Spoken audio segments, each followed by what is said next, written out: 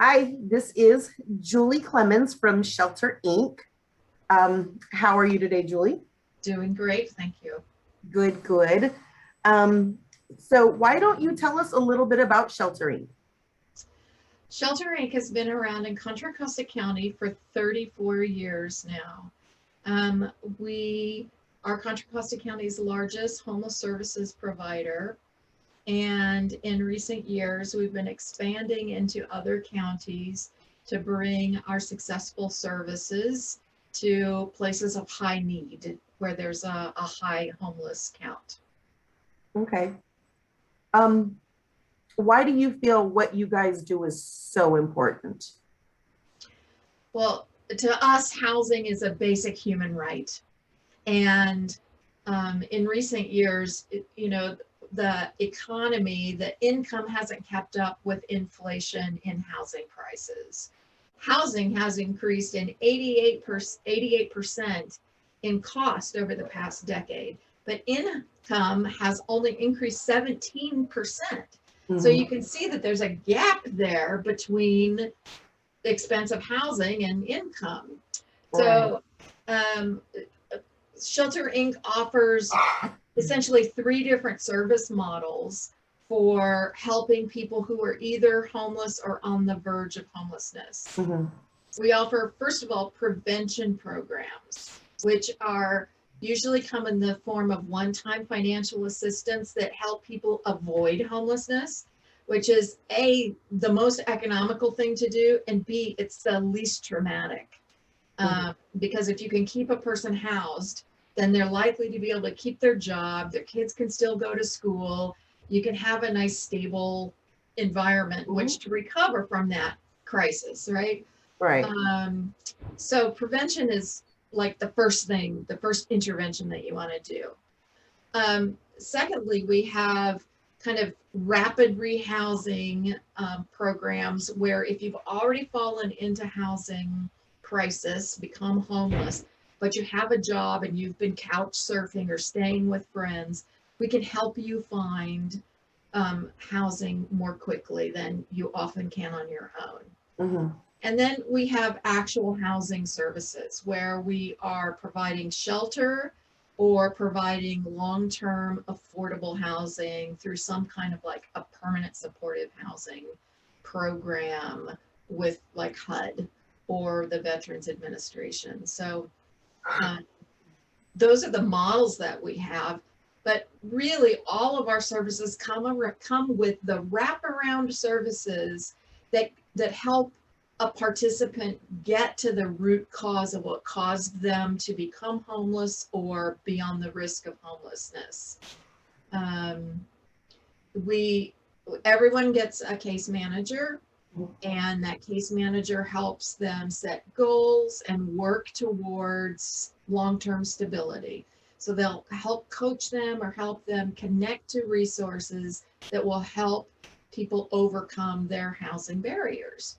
Sometimes folks need help navigating these systems. They're complicated at the best of times. Right. When you're in a moment of crisis because something is bearing down on you, like losing your home, um, frankly, the anxiety and fear can make people not even understand what resources are available to them. So we help people navigate those systems, and we have a very patchwork system of support services. Mhm. And so helping folks find the right resources is critical, I think, to long-term housing success. All right. How does one apply for your program? Well, it depends on what program might serve you the best. Um, all counties have a 211 system. It's a coordinated entry system. So when you call 211, the county in which you live, Contra Costa certainly does have a coordinated entry system. And they know the service providers and who has what kind of program. So they do an initial kind of assessment and say, oh, Shelter Inc. has a program that would help you, and then they refer those participants to us. So it's like a one stop entry point into the nonprofit and agency-based services that are available. Oh, okay. Very interesting. Good to know. The other way is that we do have right now some extra assistance that has come to us through the CARES Act. Federal funding that has been passed down to the states, and the states passed down to each of their municipalities. And then the municipalities such as the city of Pittsburgh, also Antioch, Walnut Creek, Concord, and the county, the Contra Costa County Board of Supervisors, all awarded us money to help people with rental assistance as a result of COVID. So we have these extra dollars right now for people to be able to apply for rental assistance. And that's through an online form. And this is the first time we've done an online form, but it's really because of the volume of applicants that we have. And each municipality has different program guidelines. And so we have an online intake form that you fill out. It's at shelterinc.org/renthelp. And people go to that and they can fill out an application that gets them into the review process. That form's also available in Spanish at that same address. There's a link to go to the Spanish version. Okay. So one of the keys to Shelter Inc.'s success has been that we've adapted over these 34 years to whatever the priority needs of the community are at the time. And that's changed over time. At one time, transitional housing was a really big focus for federal and state dollars. And now long-term housing solutions are a priority. Okay. How has your number of participants increased, or how have things changed with COVID? Well, unfortunately, our shelter programs have not been able to let new people in. Because of the health crisis. Each of our shelters are kind of treated like a pod, just to protect the health of everyone. So the public health departments have not allowed new intakes into the shelters. So some participants in our shelters have found permanent housing and moved out, but the vacancy they leave behind in the shelter hasn't been able to be filled. But our prevention program with these rental dollars has increased tremendously. And because there's been a moratorium on evictions, which we're really happy for, rental properties aren't turning over as much. So it's a little harder to find available units for our rapid rehousing clients or our clients and participants who are ready to move out of shelters. And you know, we're happy to not see more people becoming homeless yet. And we're really glad that eviction moratorium was extended. Right. It's really to see what happens coming down the road in the next 6 months to see how long-term folks are impacted. Okay. If someone were to, like, say myself, I wanted to help out Shelter Inc., what would be the best way for me to go about doing it? Well, unfortunately, we can't have on-site volunteers right now. Okay. We're still stuck in the protective bubble of protecting both our participants and our staff. Most of us are working remotely. And so we're working with our participants even online and via phone and still helping them with the services that they need, but we're just not doing it in person. So lots of groups are electing to do drives for things that might be needed. Like groups might band together and do a kitchen drive. And it would be to get people who are going to move into new housing, all the things they need to set up their kitchen in the future. a group might do a bathroom drive or do baby products. So drives are kind of one of the ways that people can do things. Personal financial contributions that help our clients are always welcome. Mhm. And then networking, being an advocate on behalf of Shelter Inc. and letting people know about our services for potential participants, but as well as the community. So the community can take pride in knowing that there are groups out there doing something, trying to help folks. And I do think that homeless services have been a priority philanthropically for people at this time. Mhm. People are aware of the need, and that some of us who've been able to remain employed or have the, luxury of being able to work from home, we have to kind of help out those who haven't had that kind of luck, who are Right. hourly wage earners whose jobs have been impacted by having businesses shut down. Um, so financial contributions are always welcome, but also just putting the word out there about us. Okay. Going back to the drives for a quick second, do you find, are there items that you guys find that you usually need more than other items? Well, for sure, something like baby items, diapers, wipes, the disposable things like that, Mhm. or baby clothes that children grow out of so quickly. Right.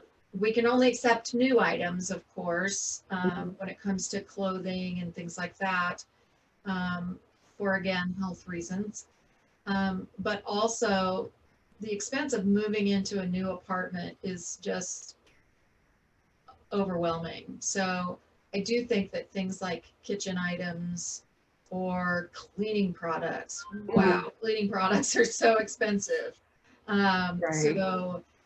So somebody could do it, like welcome baskets that could have a laundry basket and it's full of cleaning products and a mop and a broom and dustpan and things like that.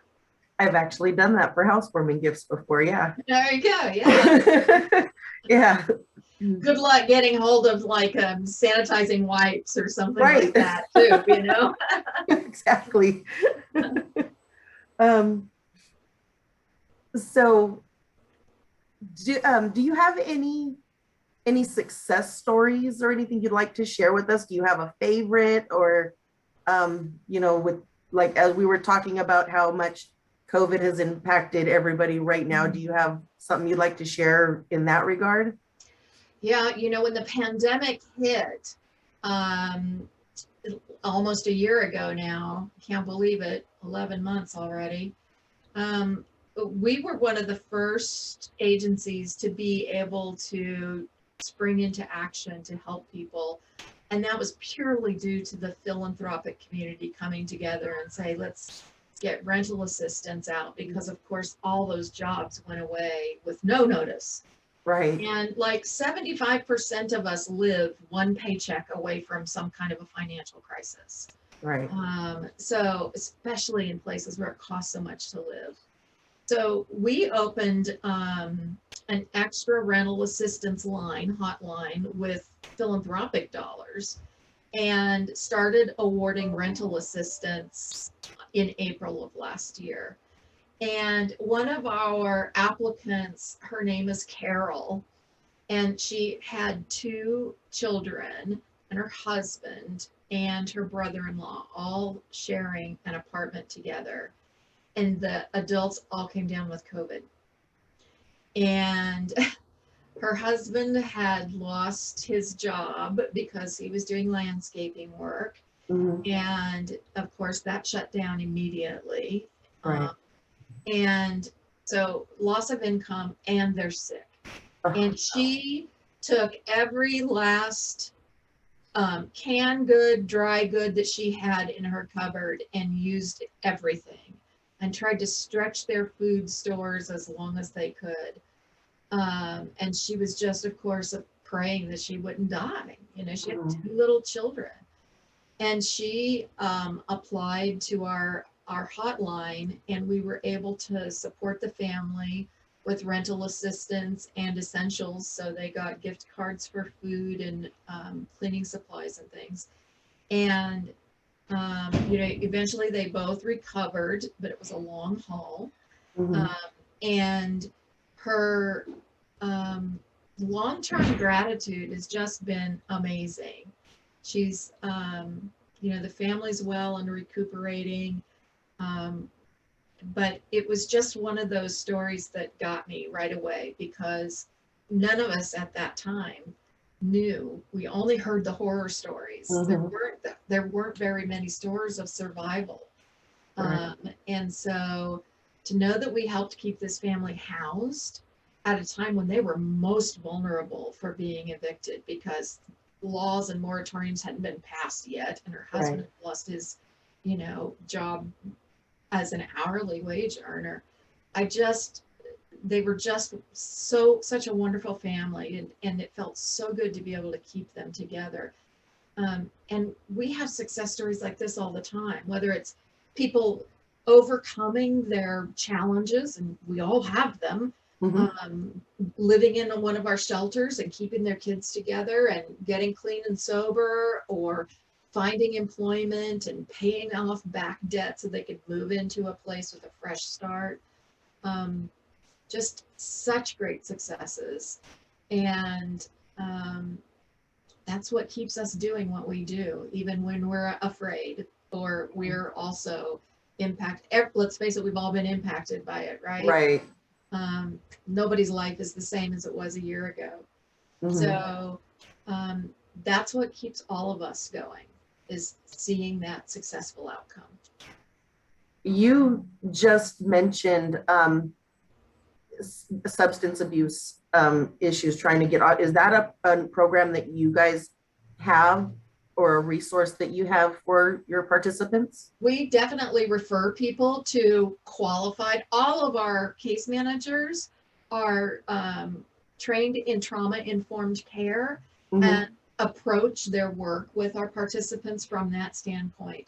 Um, Becoming homeless is traumatic in itself, Right. but it could be caused by something. Yes, it could be just purely economic, Mhm. but there could also be mental health, physical wellness, substance abuse issues. We help people who are domestic violence survivors. We help people who are from the reentry community who may have been incarcerated for. I I just had a success story last week about a client who had been incarcerated for 14 years. Wow.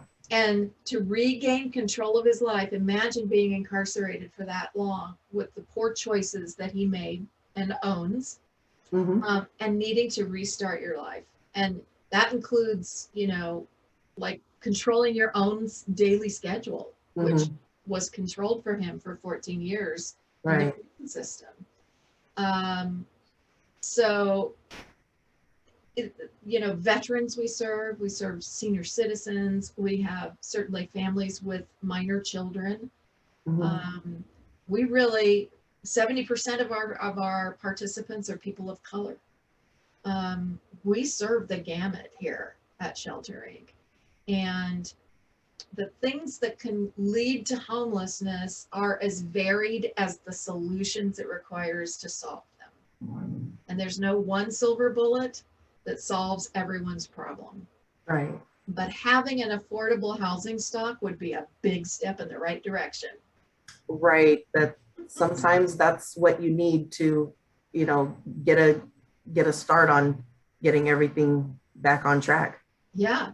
California is home to 24% of the nation's homelessness. Oh, wow.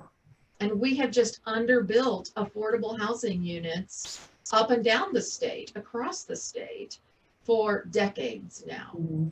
We really just need to invest in affordable housing stock. Right. Of course, there's less financial incentive for that, right? um, so is there anything else that you might want to share with us?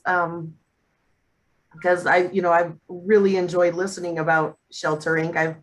I know I've spoken with you guys multiple times before. So I've heard a lot of it, and I really appreciate everything you guys do for our community.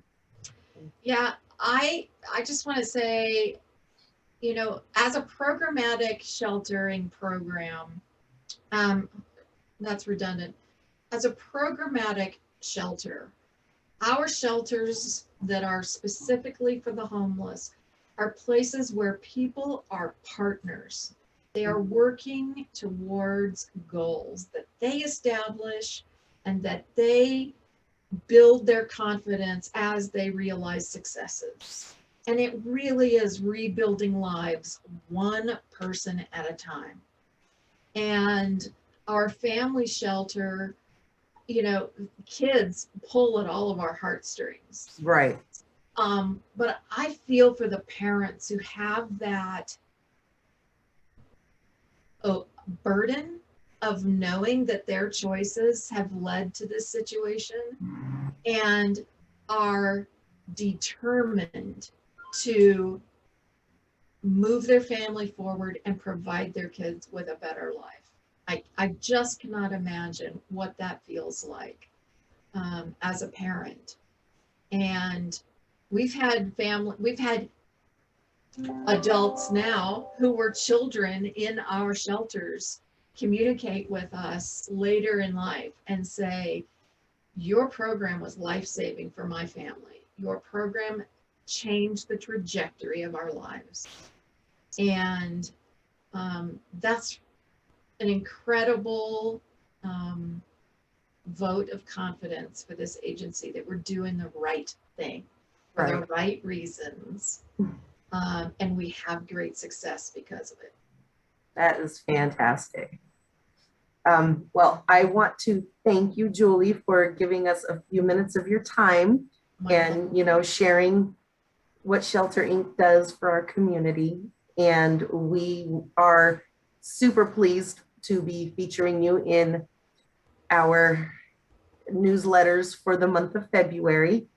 So everybody be on the lookout for our newsletters and hearing what Shelter Inc. has to say. Thank you so much. Thank you so very much.